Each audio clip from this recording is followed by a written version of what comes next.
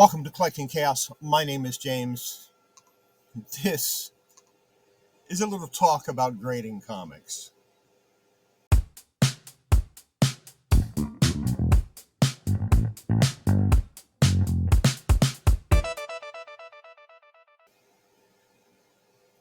Now, when I talk about grading comics, I'm not talking about sending them in and letting CDC grade them, or CBCS grade them, or PGX, or any of the other grading companies. That's not what I'm talking about. I'm talking about you get a raw comic, like,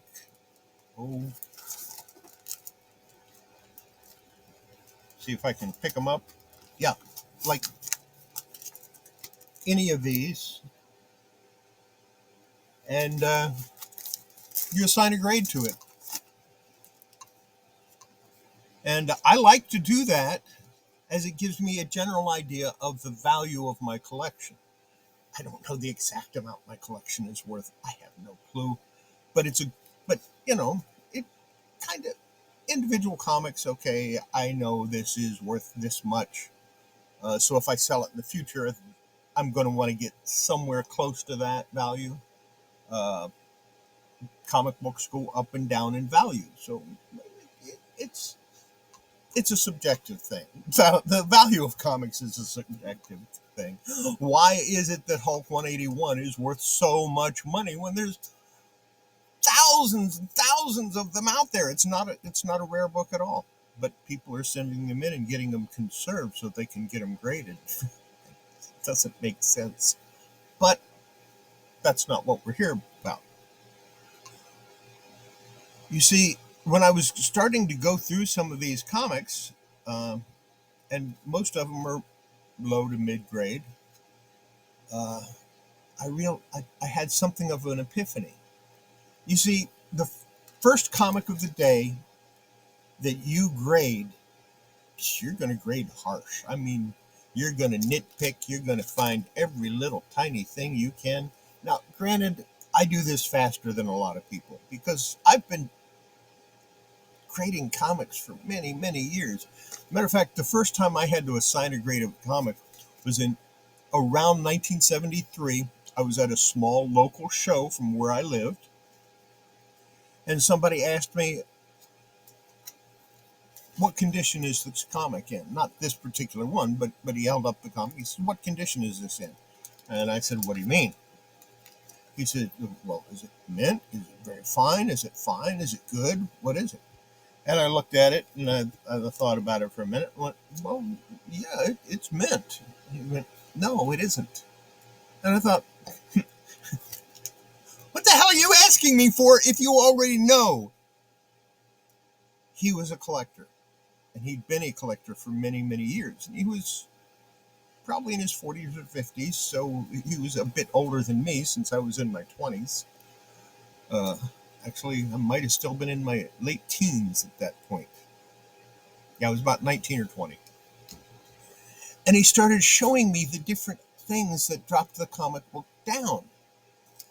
And then he turned around and said, but this is a fine to very fine copy. Fine to very fine. There's no such grade. It's either fine or it's very fine.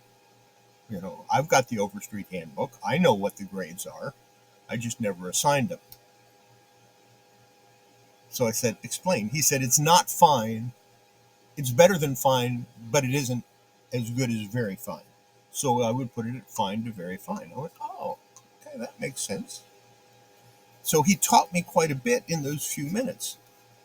And he could look at a comic and go, yeah, this is, but when he did it, he would always take it out and he would do this with it. He would run through the pages real quick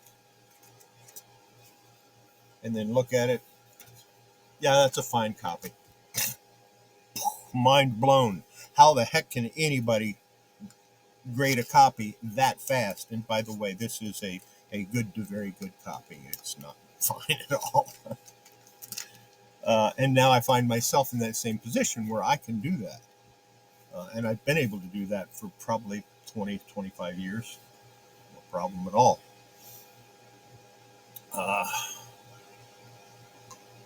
But here's the thing. I came to an epiphany about comic book grading and grading companies. You see, that first comic I grade, I'm really harsh on. The second one I grade, and this is a fair to good copy, I'm really harsh on. The third comic I grade, I'm a little more lenient because I'm starting to get tired of looking at defects.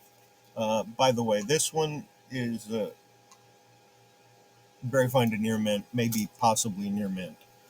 Okay.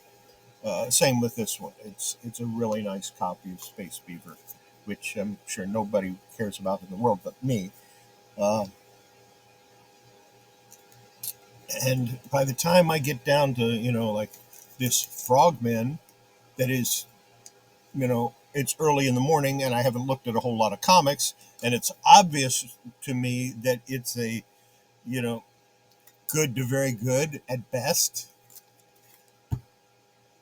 Why did I have it marked as fine? And this Morning Glory, which is, you know, when I glance at it, I say, oh, yeah, that's near mint. But now that I look at it more carefully, I realize very fine is a more appropriate grade for it. Why is that? Well, the more comics you look at, the lower your grading standards get. So here's the epiphany. I'm good for about 10 to 20 comics in a single sitting. After that, my standards drop off the charts. I just don't care. And you have guys sitting in cubicles or whatever, or in a room, grading hundreds of comic books every day. And I'm talking about the big grading companies. How? How can they do that? If you grade 20 comics in a day, the chances are your 20th comic is not going to be graded as accurately as that first comic. The ideal is that 8 to 12 comics in the middle, number 8 to number 12, because you're still looking, you're still seeing, you're still noting, you still care, but you're not as harsh as you were when you first started that day. That last comic book, oh man, I got one more comic book, then I get off work. Yeah, that's near mint. That's a 9.8, and in reality, it's like a 9.0 or a 9.2.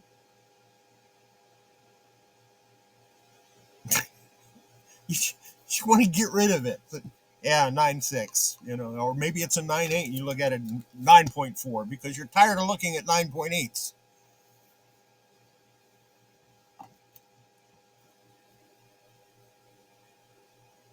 Why are grading companies so all over the place on their grades? I just told you why. The more comics you grade in the day, the worse your standards are. The worse your grading ability gets. No one should grade comics. No one should grade more than 10 to 15 comics a day, in my opinion. 20 is the absolute max. Once you hit 20, your grading standards have gone to crap. So try to stay away from that. Now, if you're doing it for your own collection, it doesn't really matter.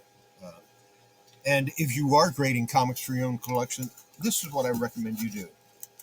You take the first comic that you graded that day and you put it down.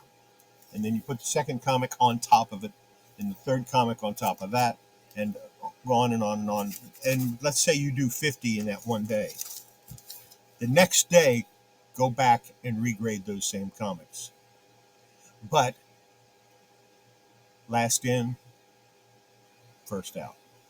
So the first comic you're going to look at the next day is the last one you looked at the day before. And you're going to notice a big difference in the grade that you had assigned. So this Magnus Robot Fighter that is, fair to good. If I looked at it after going through 50 comics, I might have said it's fine, or it's maybe even fine plus. But in reality, it's fair to good.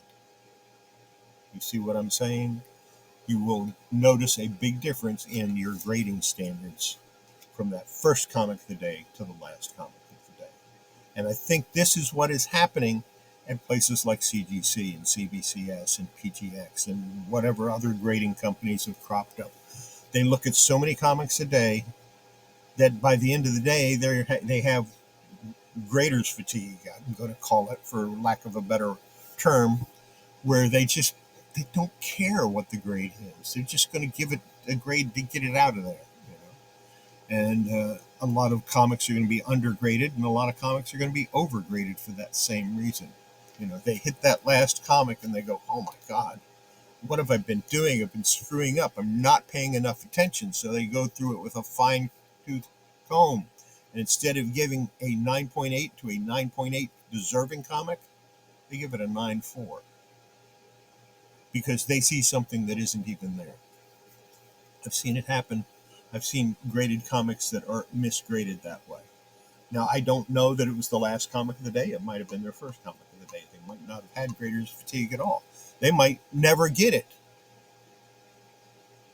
I don't think there's any people like that in the world. If you do something repetitive over and over and over, after a while, it's going to wear on you, and your standards are going to drop. It's natural. It's just the way it is. That's all I've got for you today. Make sure you come by and see us tonight on Horizon Picks channel. We'll be streaming it live along with him. It's our 151st episode. Yeah, we're going to have some fun. Might even offer some more of those 7 for $10 deals I offered for the 150th. I don't know yet. Matter of fact, I have no clue what I'm going to offer yet. But we'll see you there, and we'll find out together. Take care. Have yourself a great day and a great weekend, and we'll see you tonight on Horizon Picks channel. Right there somewhere is a link, and I'll have a link in the description as well as one at the end of the video. Bye.